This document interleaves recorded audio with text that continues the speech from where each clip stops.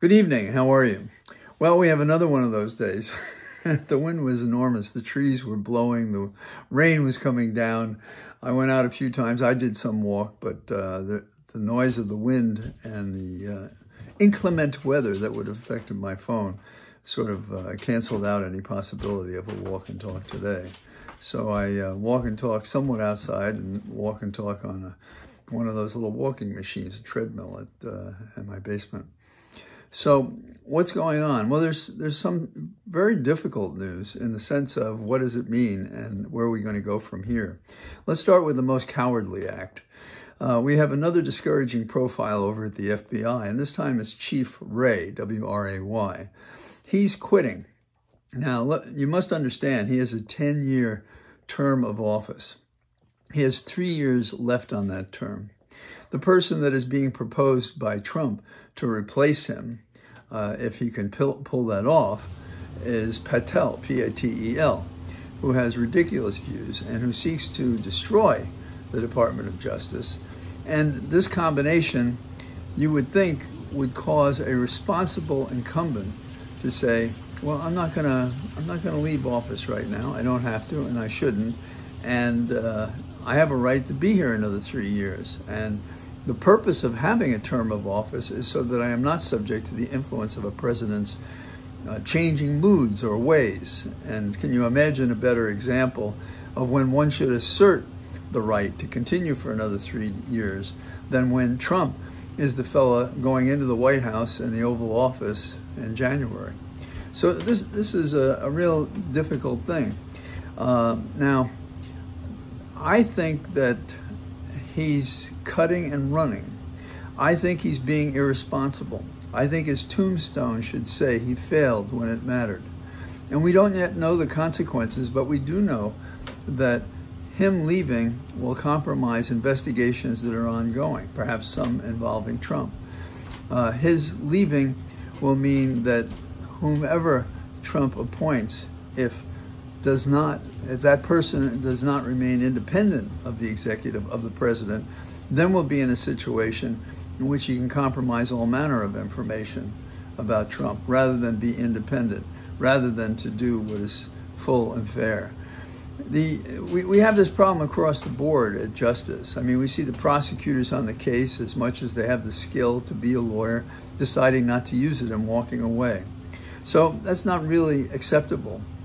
And this is becoming a pliable response to Trump, people not fighting enough. I mean, consider the fact that Hegseth, who has the terrible background he does to be the defense secretary, they now think that the support has shifted. And that's because, I suppose, that those Republicans who would assert what is right and good are being coerced and pressured.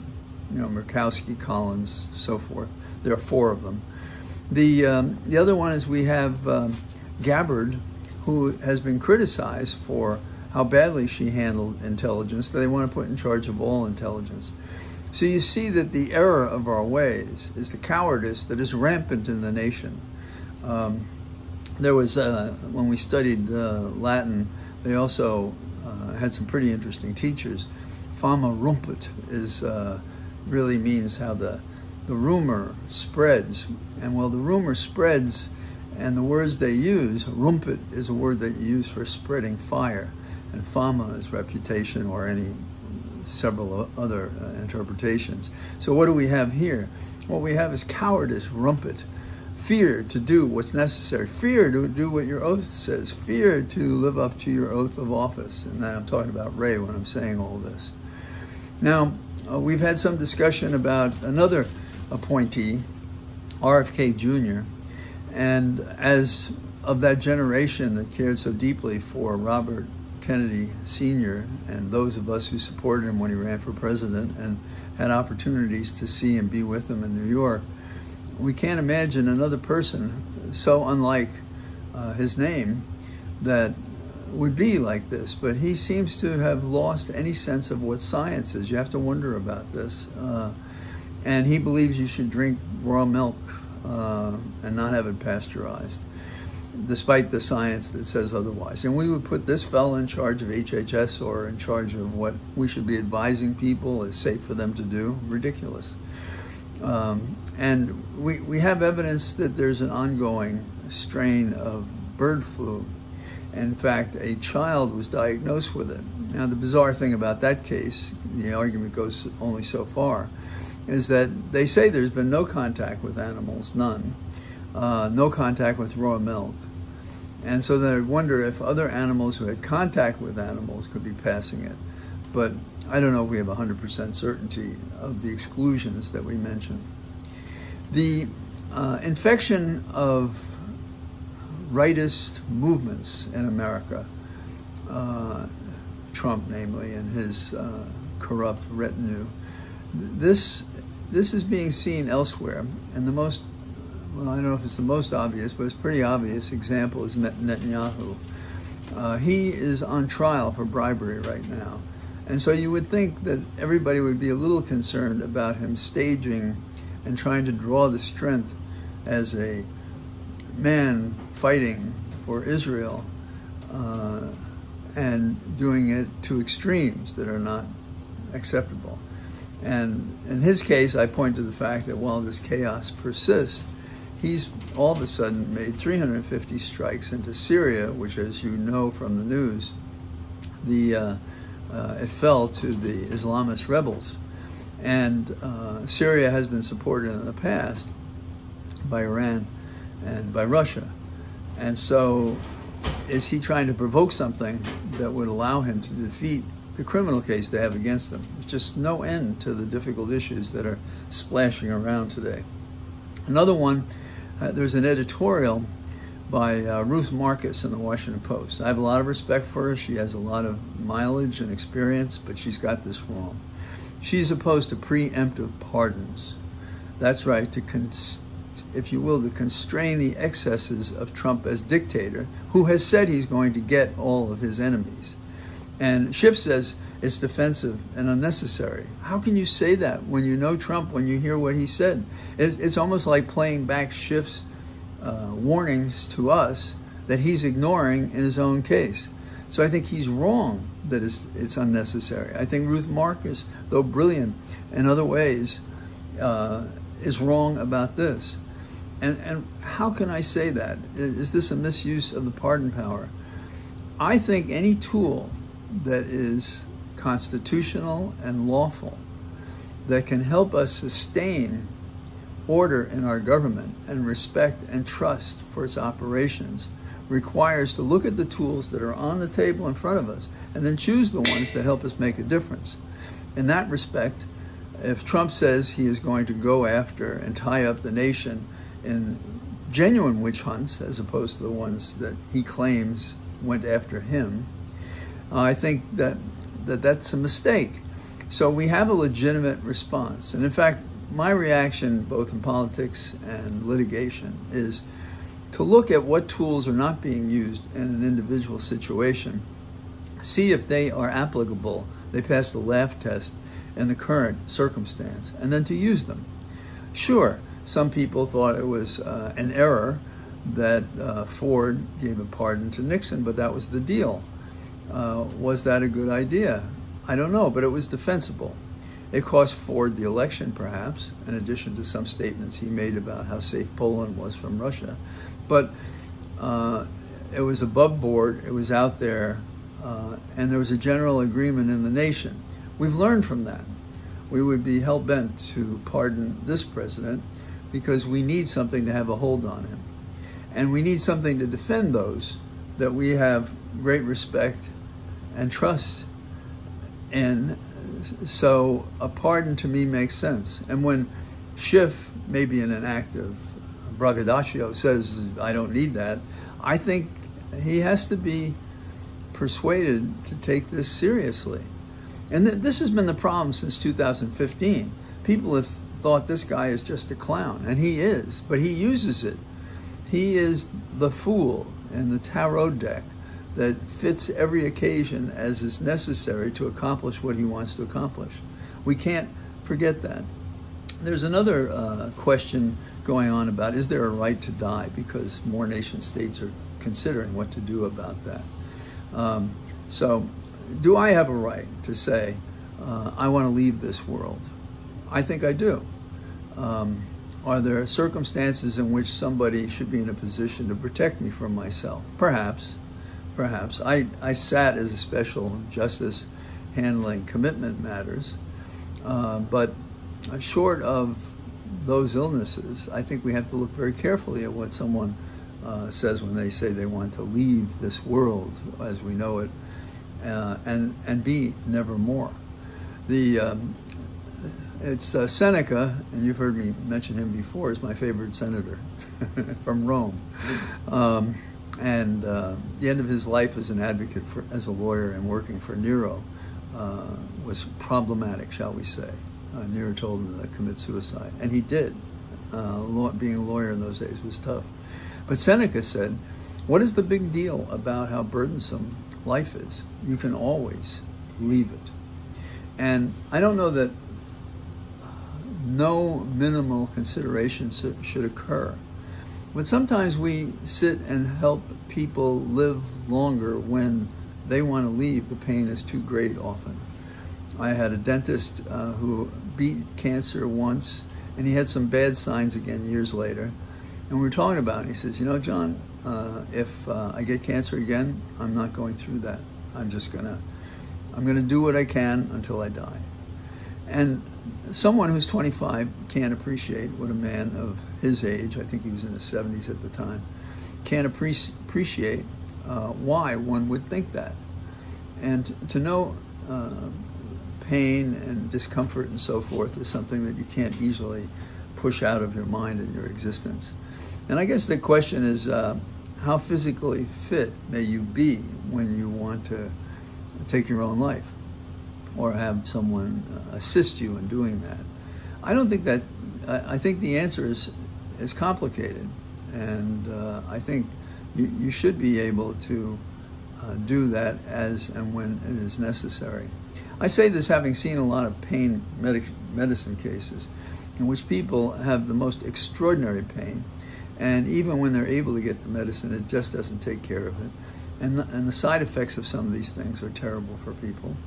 And our society repressing doctors giving pain medicine makes it like these people are pain refugees. They can't get attention and they can't get saved by that. Now, let me turn your attention to a case in point, which is complicated and bizarre, it seems to me.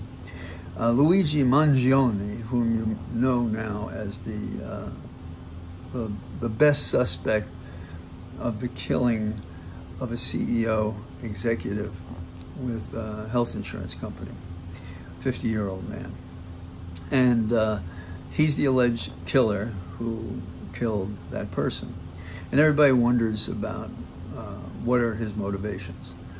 In the few days we have these scraps, and so it's dangerous to extrapolate from them, but there are a couple of clues that sort of are poignant, and I think give us direction as to what his thinking may have been, because he had such a reputation for being a responsible, intelligent man and young man. And one of them is he had a great pain, a spinal condition in which a vertebrae had slipped out of place, and he had chronic pain from that. Was he denied pain medication? Was he told his insurance didn't cover it? I don't know. I don't know if it's any connection at all. It may just be a coincidence that he had that. Now, there's something else he said in connection with a book club he started. The Unabomber was one of the books, and it made some people uncomfortable, and they didn't want to participate anymore in his book club. There's a lot of reason why you might want to read it, and there's also a lot of reason why you can find it upsetting. These people seem on the fringe. But he, at one point, and his writing was maintained, so we have access to it. And his analysis was, and I'm quoting, I have to read this, when all other forms of communication fail, violence is necessary to survive. You may not like his methods, referring to the Unabomber, but to see things from his perspective It's not terrorism, it's war and revolution. So is he warring against the capitalism that denied him or others medical treatment because claims for insurance were denied? I don't know. But there are indicators that that's something. Does that absolve him from doing what he did? No. So what is the cause? If this is the underpinning of that cause, what is the cause that would make him do this? And I think it is, if, it's a big if, but it just feels right. The big if is that our system is not dealing with issues of insurance coverage. We have people that celebrate it. You may remember from the political season, I mentioned talking to a woman at a grocery, and she said she was so glad to be back at work, and I asked her about it. She said one of the reasons she could be back at work is because all of a sudden she discovered she could have coverage with Obamacare, and that made her healthy, and now she was back at work. And you may remember I asked her, so you're going to support Harris? She said, no, I don't know. My friends, they tell me I should support Trump. So you have a person voting against their own personal interest. But it is a real debate in America between those who can get insurance and those who can't, and it follows a line of where you work, what income you have, what plans you can get into. Obamacare has redressed the angst of many people, and so it's a life or death question for many people. And there's one judge, I mentioned him once before, so I apologize for that, but there's one judge who refused to handle a case involving United Insurance because he had applied for coverage for cancer that he had, and he was turned down. And he said that he could not set aside his bias against the company because of that. Now people, and I've mentioned this just yesterday, I think, in my rambling extemporaneous exploration of the land that we now inhabit. It's not just the post-Trump, it's also the transparency to terror that no person matters, and it's all about me from Trump's perspective. We can't say something like, how could this violence possibly have happened, without realizing that from 2015 forward, there's been an active campaign to demoralize and destroy the trust that we put in any institution, and the institutions have not helped because they have done some pretty bizarre things. I have appeared before judges, I have a case before one right now, who at one point said, you parties should figure this out because whatever I do may not please any of you. Well, in some cases that makes sense, but what kind of system is it that we can't even approximate justice in a case with several parties involved? And the insurance thing, the T-shirts they talk about, which are defend, delay, depose, I believe those are the 3 Ds, which was on a shirt before Luigi allegedly did the act that he did to kill this executive. And what went into his mind? And this is the statement, and forgive me for going back to sources I've mentioned before, but when you think of how if you destroy all the laws around, the question is, can you stand in the wind that will blow? And the wind that blows is a multivariate existence. It consists of violence. It consists of lying. It consists of just taking and doing things. And the conversation that we should have safeguards is just fine.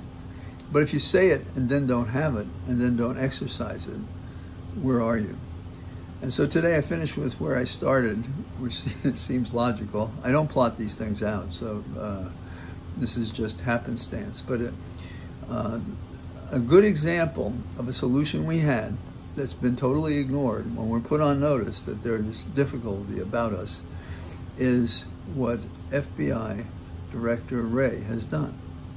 There's a statute that protects us from a Trump or someone else who would abuse and misuse the role of the FBI. And instead of staying in place, standing at his post, and doing what he took an oath to do, he's quitting. We have quitters, we have cowards, we have all these people in the land of the free and the home of the brave. And if somebody doesn't figure it out, we will be neither. We've already proven that we are quite discouraging profile when it comes to our leaders. And you know, for example, Schiff, I'm a fan of Schiff. But Schiff has to think it's not about vanity how he appears if he accepts a pardon. The mandate is that he be able to operate without them harassing and isolating him, worrying entirely about himself and whether he'll go to jail or he'll be executed. Who knows? And we can't allow these personal feuds by Trump to cause those leaders who could make a difference to be distracted from their post because they're defending themselves. And that's what Trump will do. And mark my words, if Schiff does not take a pardon, and some of these other people don't take pardons, and that doesn't happen, we will see a lineup of people. And I've joked with some friends, we may find ourselves in a tent city next to each other on a cot. And you think that's impossible? They thought that in Germany. They thought it in Italy. They thought it in Japan. There are people who in Syria were secure because they liked their 25-year dictator in a family that had been in charge in Syria for 50 years. Doing nothing seems comfortable. It's the wrong decision in almost every case. So I went on a little bit, and but I didn't meander as much. Although I did enjoy talking last night because it helped me organize things. And your responses, I've tried to respond to all of them. I don't get to them. I'm glad to see there are so many, and I try to acknowledge at least that somebody wrote something that I agree with. So have a good evening, and if there aren't rains and wind and darkness and so forth tomorrow, I'll be out walking, and we'll do that there. And I'll probably send along a couple of pictures I took while I was out in the squalor. All the best. Bye-bye.